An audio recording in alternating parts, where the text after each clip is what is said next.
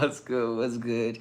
Yo, welcome to all the Wave Shapers. We are here for another episode of the Wave Shapers podcast, season numero dos. Come on now. We've had some amazing guests on this season so far. This is actually the first guest that we have live in the studio. Hey, let's get it. Live in the studio because we've been doing those calls and whatnot. So sitting next to each other like this, we had to go sideways. We'll see how this works later when we cut it up for social media and whatnot. Believe it or not, we actually filmed this topic episode last month. Last month. During Hill. Maybe a little month and change. A month and change. Month and change ago, and the connection. We were out in Maryland, right? Yeah, Virginia. We were in Virginia area, and the connection was so bad that we thought we were live. We were dropping gems of wisdom left and right.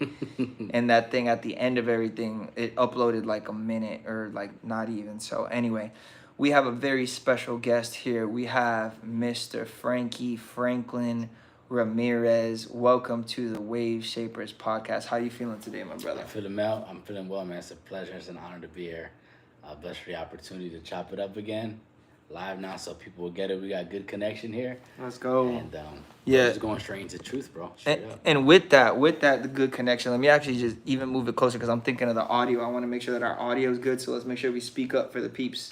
I got you. Because we don't got no mic. But Franklin here is my brother. We met in a restoration program called Canaan, which is down in Miami. And we've been running together for a few years now. And the Lord has given us grace to challenge each other to go higher, be accountability partners. So Franklin's one of two people that every time I ever fail on basically anything, moral failures for myself and other, I reach out to Franklin and our other bro, Coach Gabe, and I'm just like, yo, I did this. Mm-hmm. I messed up last night. I failed. I let myself down, and the power of bringing things to the light is unmatched, right? Our Creator can heal all things, but He only heals in the light. He doesn't heal in the dark. Amen. So we got to bring these things to light. So Franklin, just publicly, I want to say that I love you. I appreciate you. We've established a friendship of no judgment, of being honest with each other, being real, and we're gonna get real today. So let's get it, bro. I love you too, brother. I receive it. I thank the Lord for your friendship, man. That's why we're here. We are here. So we're going to run back the topic of relationships. We're going to run back the topic of the good, the bad, the ugly. We're going to be talking some red flags. We're going to be talking things that we've dealt with and we've seen in our own life. And yeah, let's get right into it. So we heard an amazing phrase. We were listening to a dating podcast the other day of somebody. I won't give her a free shout out, but somebody who's very wise, and she said something. She said, you should ask yourself this most important question concerning dating and relationships. And the question is, how are your insecurities going to sabotage your next relationship? Come on. How are your insecurities going to sabotage your next relationship? And it is such a powerful concept to admit, to be man and or women enough to admit that the problems that we find in relationships are not just of the other person. Put my phone on do not disturb. The problem that we find in relationships is not just of the other person, but that we're coming into these relationships with all these wounds and all these jacked up concepts and all these things that we learn from social media, all these things that we learn from broken marriages in our family, in our friends' family, in the broken marriages that we've seen, broken relationships that we've seen, dirty, cheating, dishonesty, all the things that we've seen. We bring all these things into a new relationship, and therefore we are the ones who, even if the other person happens to be amazing, we're contaminating it by bringing into it an old mindset. So, Frankie, let's get honest right off the bat. Tell us about how, think of a situation in your life where you sabotaged that junk. You messed up that relationship. And what were some of the things that you were dealing with or coping with at the time? Yeah, man, I'd say like about a year ago at this time, I was dating a nice, lovely woman who, she didn't really have any red flags, to be honest. I think I was like picky about her being a believer or not. And I think my thing was I had this ideology that if there's not like a certain feeling, if I wasn't feeling super secure about her, I noticed I would nitpick. So through my nitpicking, I essentially ended up self-sabotaging it and ending it on my own, which I looked, it had only been a few months. I didn't even give it enough time to develop. But I think outside of that, that fear of it not working out or it having to resolve issues with this someone and kind of being like half in, half out, it ended up ending, and that was purely my fault. Like the woman, she didn't do anything wrong. And I think what I've noticed, and something that in my restoration it taught me is, what is it about me that when I have uncomfortable or difficult moments to confront, instead of confronting, I choose to run away. So that was a real life example where I chose to run away and flee to essentially protect myself. It's like a coping mechanism. Right. But we know as adults and in relationships with people, forget just dating, like there will be conflict and there's things that we have to resolve and speak on. But growing up in dysfunction, if not being taught how to do that, I'll hide behind the guise of, oh, they were just she just didn't have this or that. Right. Right. Yeah. Sometimes we hide behind whatever excuse we feel like hiding behind at the moment, rather than looking at ourselves and saying, how did I contribute to this problem? How did I contribute to the breaking up of this relationship? So in that specific relationship that you're talking about, Frankie, you can honestly say, I messed that one up. I'll take the hit for that. I'll own up to that. That this girl didn't show me any necessary red flags or that there was anything super wrong with her. It's just, like you said, my insecurities and that. Okay, those insecurities, if you had to guess or if you had to think or recollect back, what was the root of those insecurities? What was really at the foundation of why you were acting this way with this girl? I think the root of it was a fear of abandonment, and knowing that outside of just confronting the issue, but like the thought pattern I've always had, which actually stemmed from when I was a teenager, like being 13 years old and having a girlfriend that she broken up with me, and I found out like in fourth period from one of my friends. So like it hadn't even happened like face to face. It was something that I heard about. So I was like, wow, like somebody could just break up with me and like I have no word in that, no saying it. So I think as a form of protecting myself is like, well, instead of this going sour and her potentially like leaving me, then I'll just end it while it's early, it's fresh, and nobody has to get hurt. So I put it like, you know what? It hasn't been too much time. I'm not hurting anybody. I'm not hurting myself. And then we just wipe clean with it. So I would say the root is like the fear of abandonment or rejection. That's big, bro. That's powerful. And I feel like so many people can relate with that. So many times when we kind of sense either consciously or subconsciously that something's about to get serious, or even that something has the potential to get serious, we want to cut it at the knees before we're too exposed. And it was one of those. Yeah, it was one of those. So it's so interesting because I've been in that same exact situation too. And I've been in the situation where when I was just dating around and I wasn't being intentional with trying to find a solid relationship, something for the long term, it was funny because the girls that had real potential, like for real, like we kind of saw eye to eye on a lot of things, shared similar beliefs, those girls I would cut it off. And then the girls that I knew from the get that they were not it for the long term, that they were just going to be a fun time, or that it was we were going to hang out, we were going to cope together, we were going to whatever it is, it was like I didn't mind letting those things play out because I had already predetermined in my mind. I already drew off. I put the red tape and was like,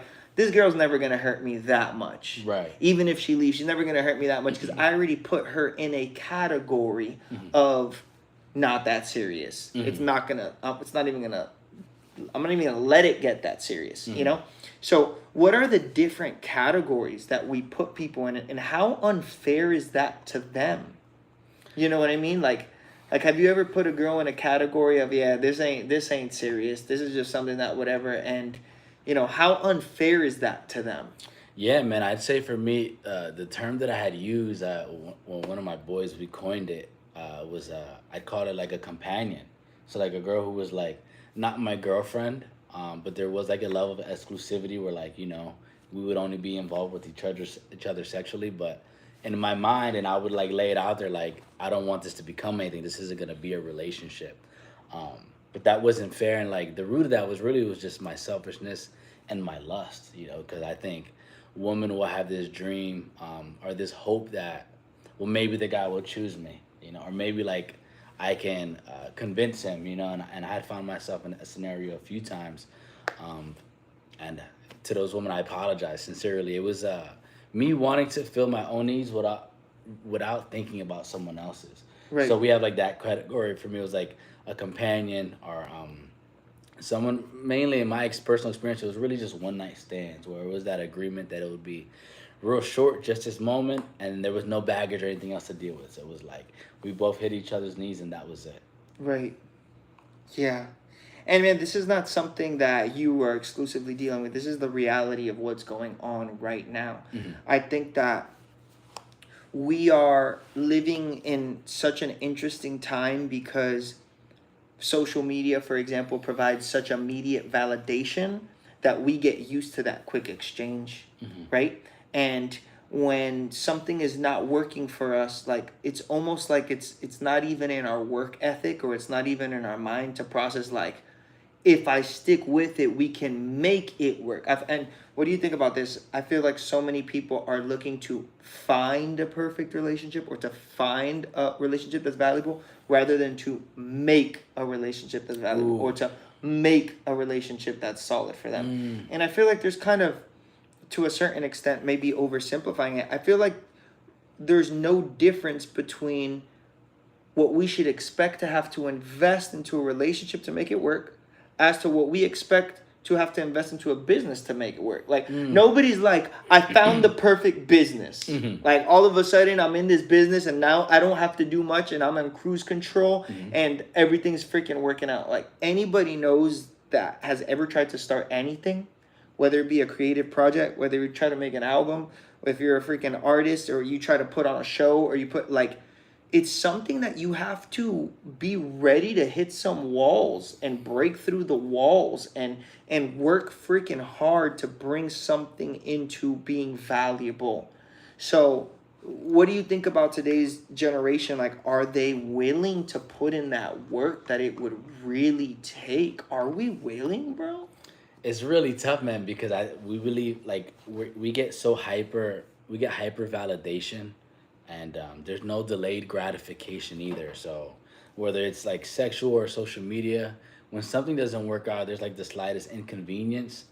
Nowadays we can just swipe right or swipe left or choose not to talk to that person anymore.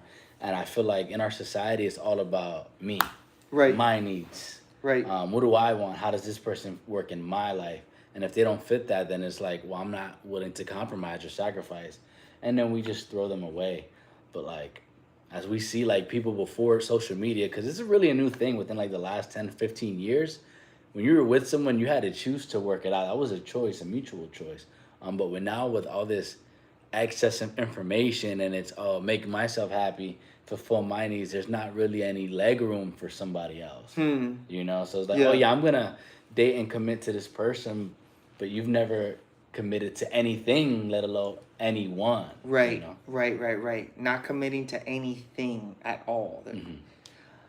Okay, so we're saying we're kind of talking about the reality of the dating scene, the reality of what it is, the reality. Okay, so why in your personal story, Frankie, why not just keep doing what you were doing?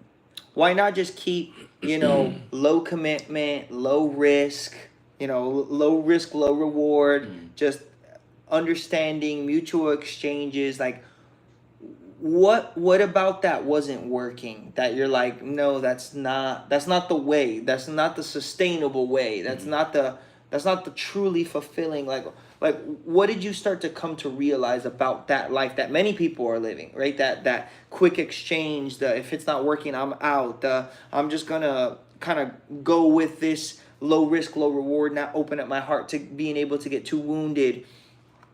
Does that not work? Yeah, man, it doesn't work. I was getting short term pleasure, but it was creating long term issues, especially just with having sex and being lustful and having the fruit of that, and having soul ties and recognizing that I was using someone for my own pleasure, but then the baggage that they had or that I had would remain. And me claiming to be a Christian and not following those values, just seeing that poor fruit and like, this isn't sustainable. Like, how am I going to say with my lips, I want to be a husband. I want to have a wife and kids, but there's nothing in my life that shows that, and everything is about my own pleasure. There's no sacrifice in it. And it was really me. My rock bottom was dating a girl about 3 years ago, where I knew she wasn't the one for me. We were not aligned in faith, and I made the decision strictly out of she looks real good. This is lustful. She gives me what I want, and I bear the fruit of that, man. And I became, after we'd broken up, I'd fall into depression because, like I said, that short term gratification of pleasure and lust. When I was gone, I had to deal with the fruit of that. I had to deal with only being in myself, not no longer having a relationship with the Lord because I chose so much of my own sexual desire. It's like, what am I gonna do now that I'm on my own? I'm gonna run to porn. I'm gonna masturbate. What am I gonna do? And in that rock bottom was where I was truly able to, where the Lord pulled me out of there, and I came to restoration. Where like the root of it, of my issue was not me having sex and wanting lust. The root of that was from my youth, not feeling like I received any type of emotional, physical connection. Not through any fault of my parents because they didn't know any better, but that's just what it was. So when I found myself at that point, it was like, okay, I try to resolve this issue with a short-term fix that I knew what was wrong, and I get the fruit of it. How do I get out of it? And that was where I was really able to develop my relationship with the Lord. Shout out Canaan Kanam for their restoration program, and really seeing that the root wasn't just my lust, or wasn't just me wanting to have sex for the pleasure. There was a deeper root in that. So correct me if I'm wrong. I'm gonna try to recap some of the because you're saying some deep things here. So let me just recap some of this. You're saying that there was emotional and connectional wounds that you were bringing from your childhood. Yes. No pointing fingers to our parents because they did the best thing that they could. Absolutely. But bringing that and not receiving healing, not knowing how to receive healing for these emotional and connectional wounds, then put you in a spot where when you were old enough, you subconsciously or consciously said, I don't know how to heal these wounds, but I do know what will temporarily make me feel better, what will provide me an escape. And that escape is that intimacy.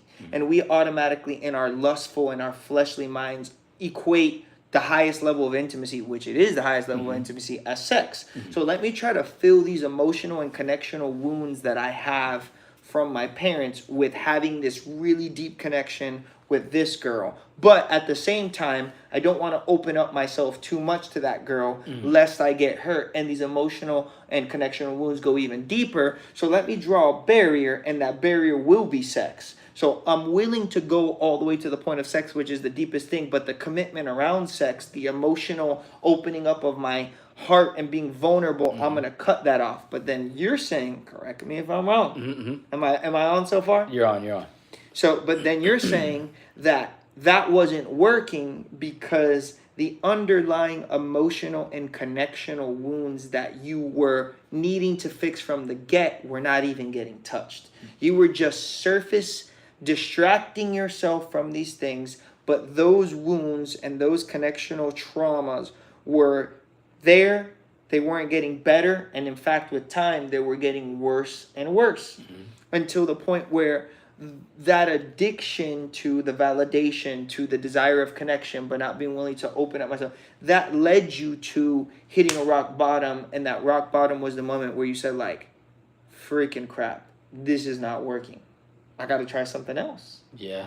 And I would definitely say it was subconscious, bro. I had no idea.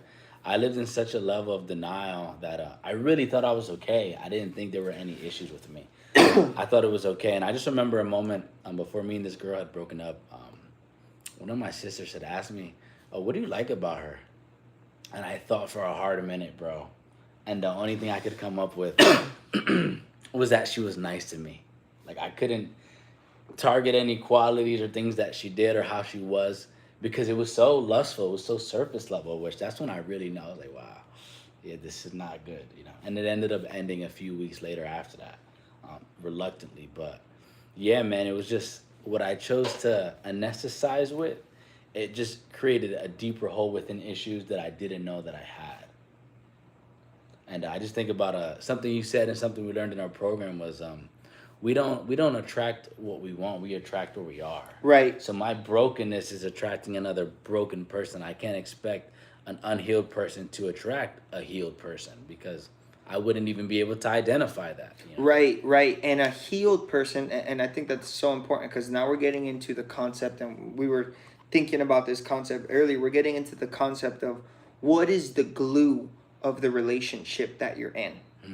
Right? What is the glue? What is the foundational thing that brought you guys together and that's keeping you guys together? So let's play some scenarios. If we have a girl who is very superficial, right? What is being very superficial is deriving your value from surface level things like your beauty. So if you are a girl and you think that the most valuable thing about you as a person, right? I'm not judging you. Let's just explore these ideas is the way that you look, the way that your body looks, the validation that you're getting online. And so you're willing to invest in freaking hair, nails, you're willing to invest in skin, you're willing to invest in going to the gym, you're willing to invest in, but you're not really willing to invest anything that goes beyond the body.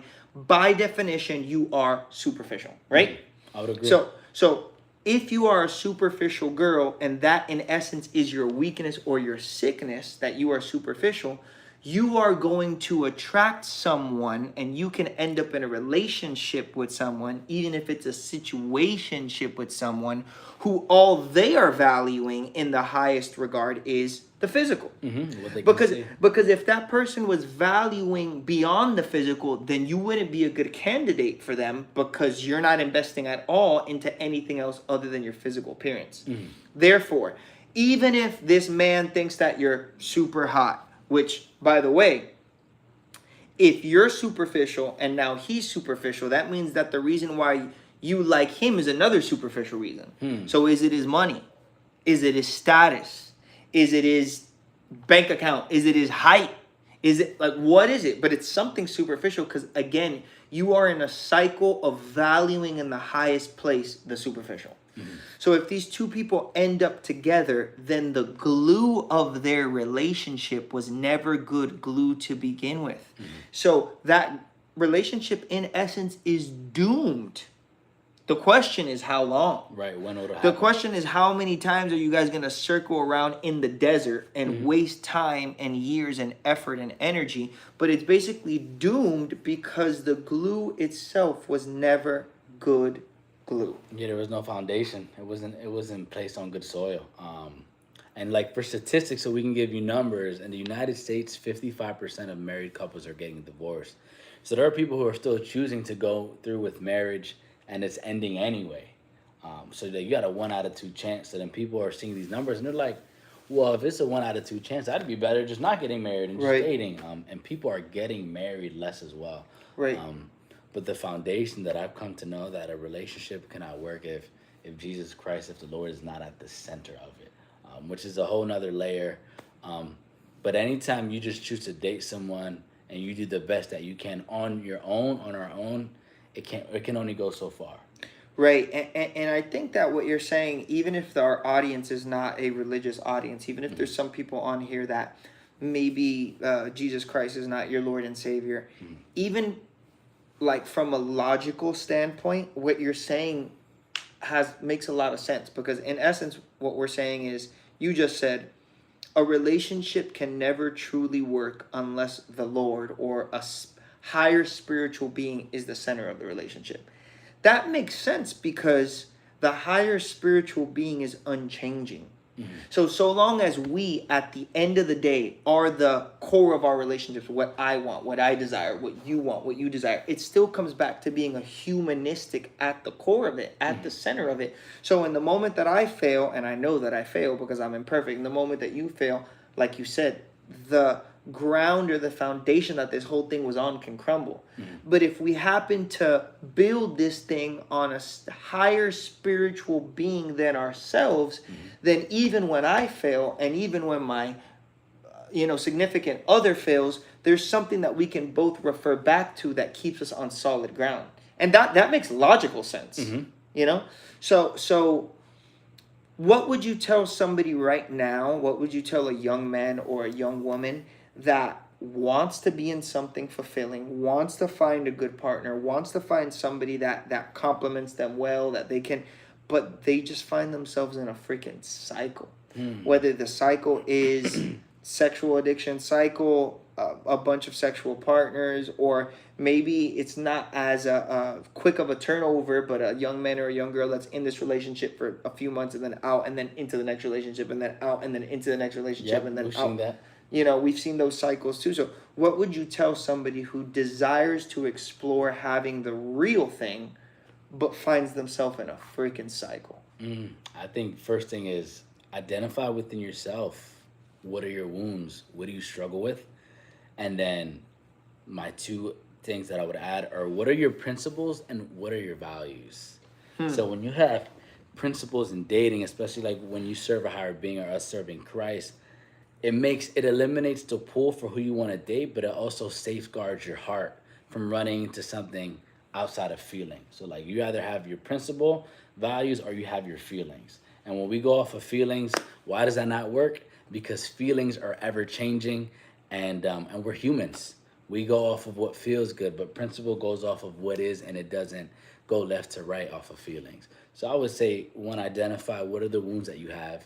What have your experiences in dating been? Two, what are the principles or values you have in dating? How should that person be? What is their character like? Does that matter to you? Does it matter how much money they make? Are you willing to date someone who has children? Are you willing to date someone not knowing or not even with them wanting to get married? Like what are your non-negotiables as well, I would add. Right. Yeah, I agree with that 100%. And I think that that's a good order too. But okay, let's say somebody wants to follow your advice, Frankie, and step one is to identify my wounds and identify how my insecurities are going to F up my next relationship. How do you do that? Yeah. How do you do that practically? How do I identify if I have low emotional intelligence? Like I'll be honest, playing the hypothetical situation here. I have low emotional intelligence. I know that I'm effing up these relationships. I know that I'm going about it the wrong way. I don't feel fulfilled in my relationships. I don't know what's effing it up.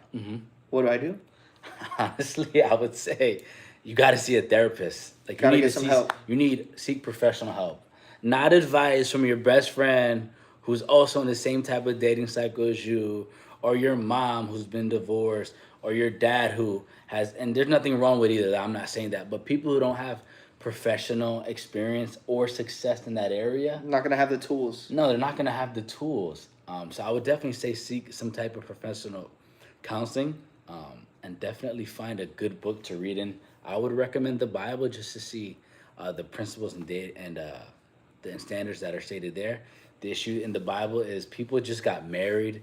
There was no instruction on dating. Is it you met someone and Right. usually you were sold off, or like that there was a family agreement, and that's how it would go. Right, dating is a 21st century thing. Like dating didn't It's even. pretty new. Yeah, it's very actually new. like it's only about. I think they said it was like 100 something years old. And even then, if you would look like, I feel like I've met a lot of people, at least in my own family, like who where someone married someone's sister, their cousin married their cousin. Right. Like families combined like that. Right. It could even be less. Maybe dating's freaking came up in like the freaking. I almost want to say like the 50s or 60s. Yeah. I don't know. We'd have to chat GPT that. But anyway, the point is, yo, what's up, everybody that's in here? Showing love to y'all. Yo, so, all right. So what you said is good, though. And I think that that's the freaking truth. Hey, if you have a community, you need to be honest with it. Let's say that you need to identify how you're jacking up your relationships and maybe even how you're jacking up your life, right? Because relationship is just a reflection about how your overall well-being is anyway. You can't be jacked up and be in a great relationship.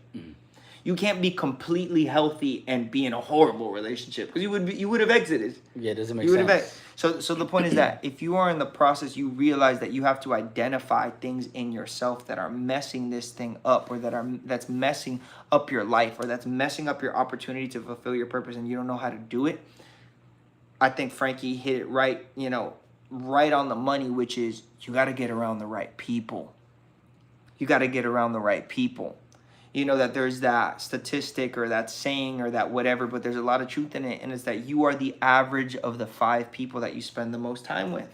So if everyone around you is jacked up and using things to cope and not doing well on their purpose, and not like, if you don't get out of that environment, there's literally no hope. You have to do something drastic. Join a community, join an inner healing program, join a freaking join a community, find a community, do your part in finding a community, a therapist that can be a voice of reason outside of your own circumstance. Like, your breakthrough is not going to come from inside your circle or inside your circumstance. It needs to come. And me, when I hit my freaking rock bottom, freaking met a dude who's our mutual friend, Coach Gabe, met him in a freaking park. Yeah. And that was God that sent him to me. Like, it was somebody outside of my circle. It wasn't my brother or my dad or this. No, like, you need to, and if you take a step of faith by beginning to pray, whether you believe it or not, just make a simple prayer. God, if you exist, send me somebody in the next few days that can help be a light and that can help be a north on the compass of my life. I want to do better. And you genuinely want it, it will come. You genuinely believe it, it will come. The problem is sometimes we don't want it. Why don't we want it? Because we don't feel capable or ready to give up the things that we're coping with. Yeah, and I would add on to that, Eric Thomas, this motivational speaker I love, he says, some of us want change more than we want to change. So we like the idea of what it feels like to be healthy, to be in a good relationship, but there's a lot of work that comes before that. Like the potential of somebody or the potential of ourselves. I don't like potential because it's the reward that we get for work we have not done yet. So, oh yeah, like this is a really good potential partner. I could potentially do this, but you haven't done it yet. Right. Yeah. Guys, well, we're going to just hit one or two, maybe more questions. This is supposed to be just a little tease for you guys. I hope that we've been able to spark some things that you guys need to just process in your own time and think about. And there's one last topic that I want us to touch before we jump off here, which is the topic of design.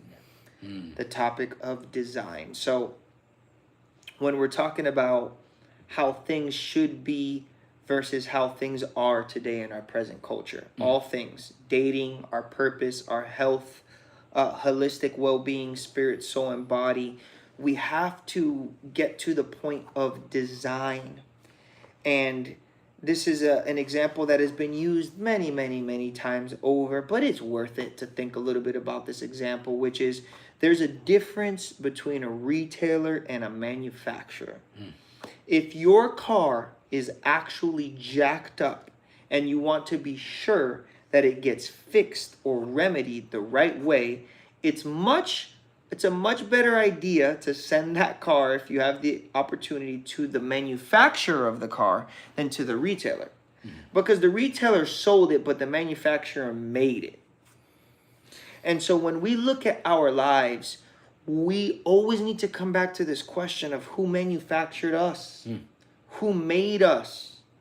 Because who sold us, the retailers of our life, are the people that influence our life every day, day to day, social media. This is what you do. This is how to be healthy. Freaking don't eat meat, eat meat. This is like, we hear so much information. This is the information age. Like, we hear so much crap, but what authority do these people really have in the light of the authority of the one who made us?